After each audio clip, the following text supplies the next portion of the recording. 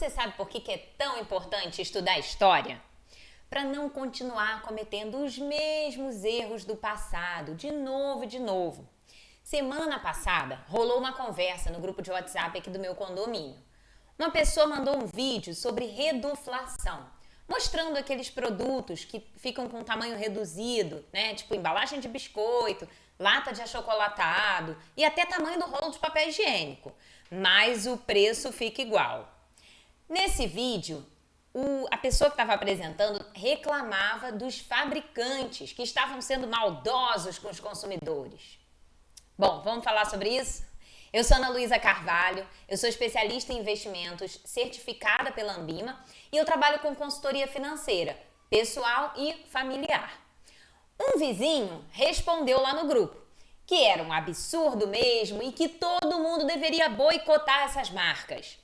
Uma outra vizinha comentou que o governo tinha que proteger os cidadãos. E por último, mais alguém sugeriu novas leis para impedir esse abuso. Aí, eu mandei uma mensagem super delicada explicando por que isso acontece, essa reduflação. A inflação aumenta o custo dos produtos. Só que quando o fabricante reajusta o preço, ele também perde vendas. Se o produto tiver uma demanda inelástica, ou seja, as pessoas precisam comprar aquele item de qualquer forma, como o papel higiênico, por exemplo, o fabricante vai perder menos, mas ainda assim perde, tá? Porque a pessoa pode trocar de marca.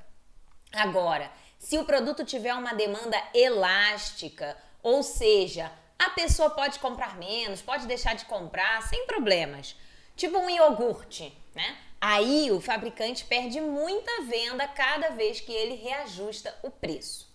Você percebe que a inflação é ruim para o fabricante também?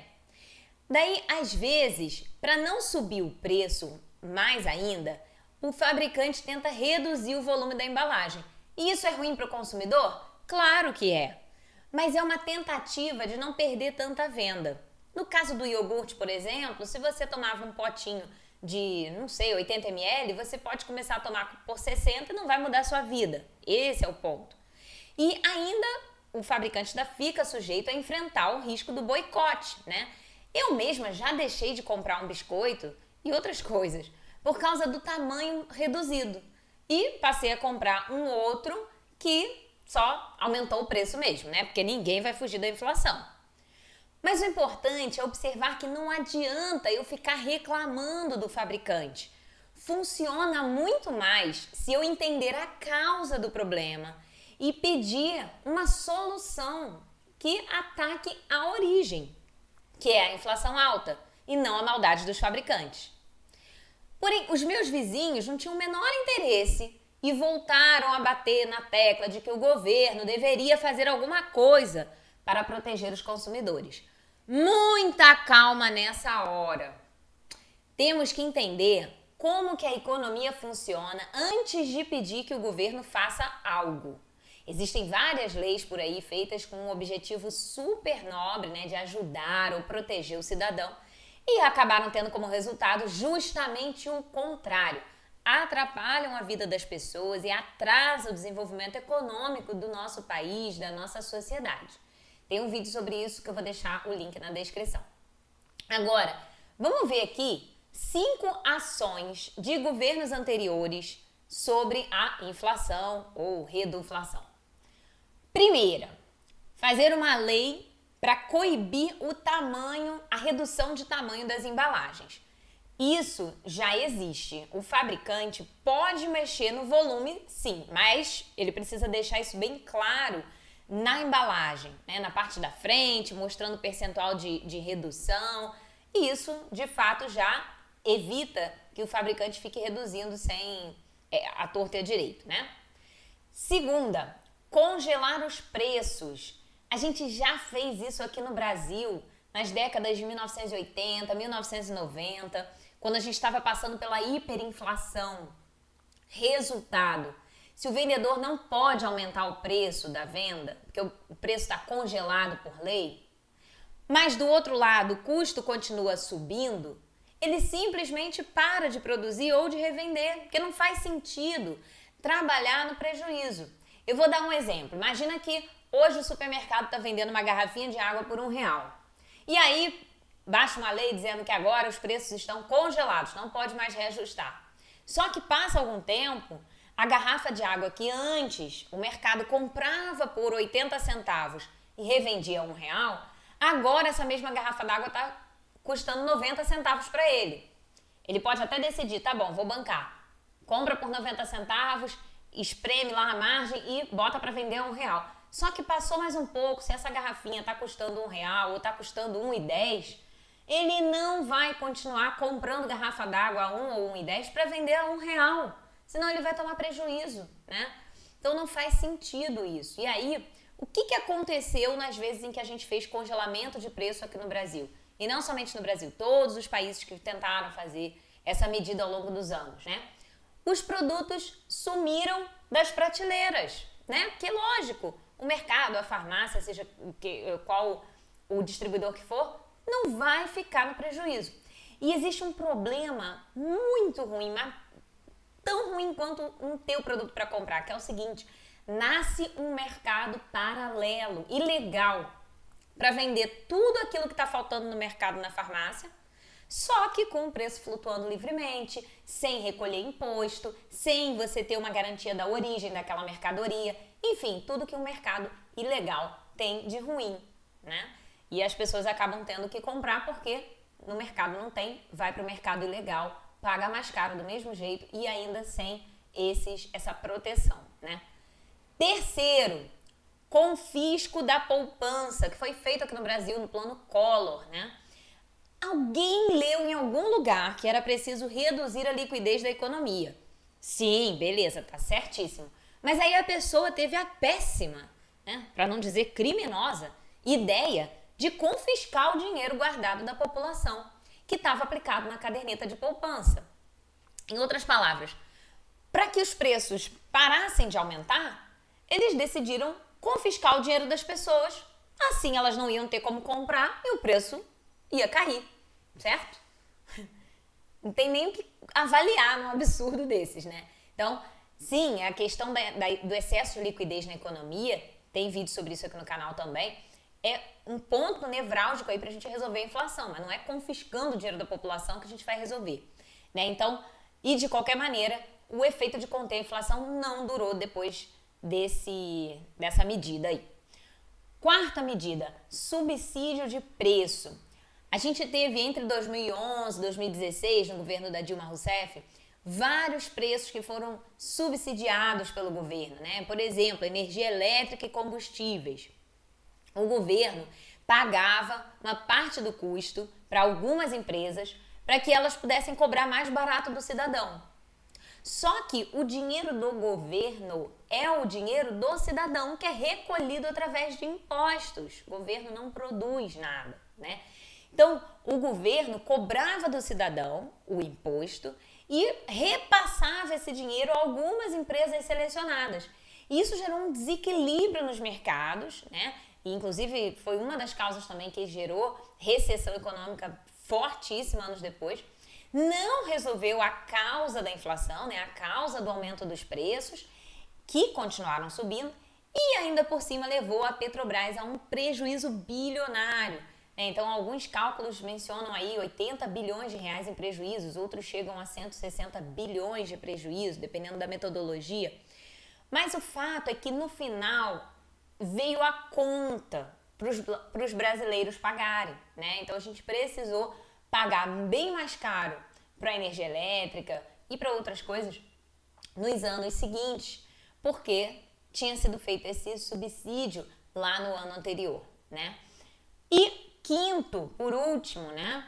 Voltando àquele período de hiperinflação lá no Brasil, né? Década de 80 principalmente, uma outra medida que foi adotada várias vezes, inclusive, foi a troca de moeda, né? Em menos de 30 anos, o nosso país trocou de unidade monetária 7 vezes, né? Uma loucura. Se você vivia esse período, você deve lembrar como que era uma loucura você mudar de moeda o tempo todo, você ficar recalculando, né? Eu era criança nessa época, eu me lembro de ver as notas diferentes, só que isso não me afetava porque eu ainda não tinha que administrar, gerir um dinheiro, né? Mas a gente trocou de cruzeiro para cruzeiro novo, de volta para cruzeiro, passou para cruzado, depois foi para cruzado novo, aí voltou para cruzeiro, depois cruzeiro real e finalmente o real. A cada vez que a moeda mudava, se cortava zeros, né? Então, 10 milhões virava, sei lá, 1.000. Mas o problema em si da inflação continuava. Então, o que chama a atenção isso, né? Que não adianta a gente simplesmente gritar para o governo, ajuda aqui. A gente tem que entender como é que a coisa funciona e pedir a solução real, né? Que inclusive é o plano real. Não queria fazer esse trocadilho não, mas como é que foi que a gente conseguiu sair dessa cilada então, né? Por que o plano real funcionou? É legal entender isso. Então vamos lá, olha só.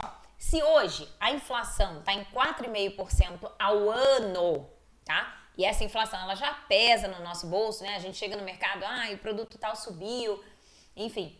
Em 2021, né, 2, 3 anos atrás, ela alcançou 10% ao ano, né? Ela teve um período até que ela chegou em 12, depois recuou para 10. E naquele momento os brasileiros já estavam em dificuldade por causa dessa inflação tão alta, 10% ao ano.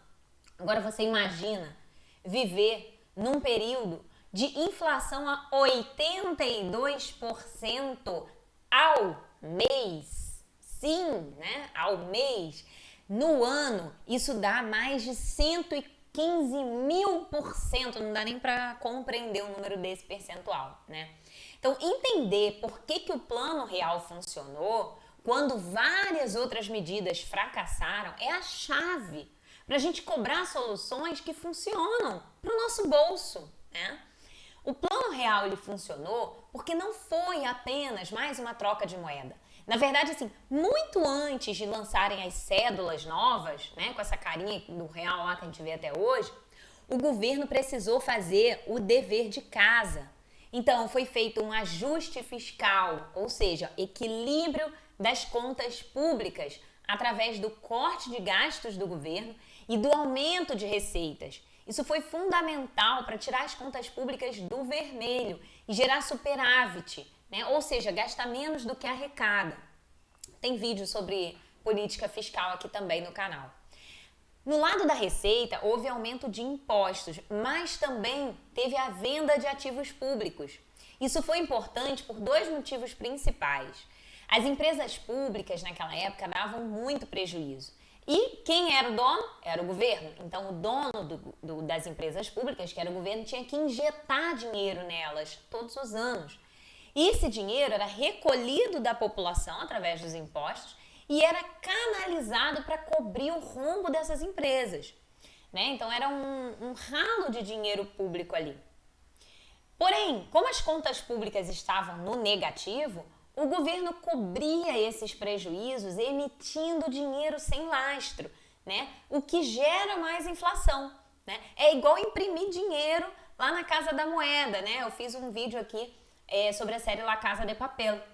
Explico direitinho por que imprimir dinheiro sem lastro gera inflação, né? Vou deixar o link também na descrição. E o segundo motivo é que o governo, o dinheiro da venda dessas empresas pelo governo era uma receita nova que permitiu fazer caixa para o Brasil, né? Sem ter que estrangular ainda mais a população com mais impostos, tá? Além disso, o governo realizou também uma abertura econômica do país, ou seja, ele permitiu a entrada de produtos internacionais. Isso foi muito interessante, por quê? Porque vindo esses produtos de fora para atender a nossa demanda interna aqui, a gente ia ter mais oferta. Então, a nossa demanda interna, né, a nossa vontade de comprar produtos, a nossa necessidade de comprar produtos, não ia causar uma pressão excessiva sobre a oferta nacional, sobre os produtos que a gente já tinha para vender aqui no Brasil. E isso evita uma nova alta de preços. Então, foi um ponto muito importante, né?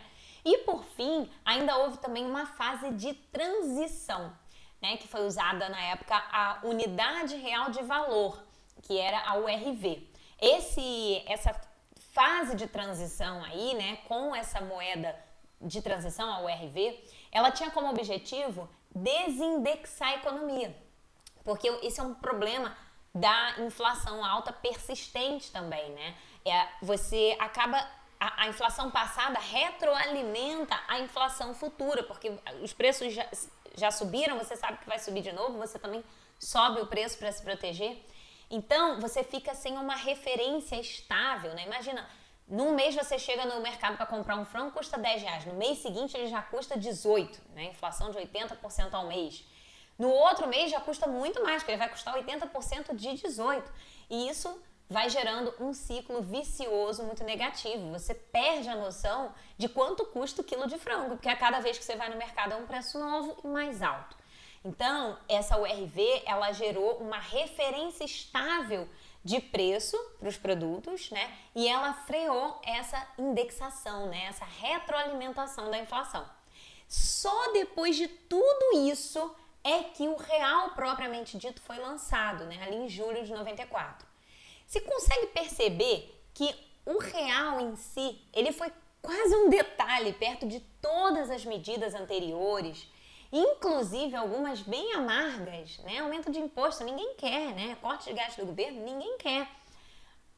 Mas se a gente não entende o que aconteceu por trás do Plano Real, que fez ele funcionar, diferentemente de todas aquelas medidas super fáceis, né? Congelar preço, confiscar o dinheiro da população. Então, se a gente entende como é que funcionou, mesmo que seja mais difícil, fica muito melhor para a gente não cair nessa mesma armadilha de novo.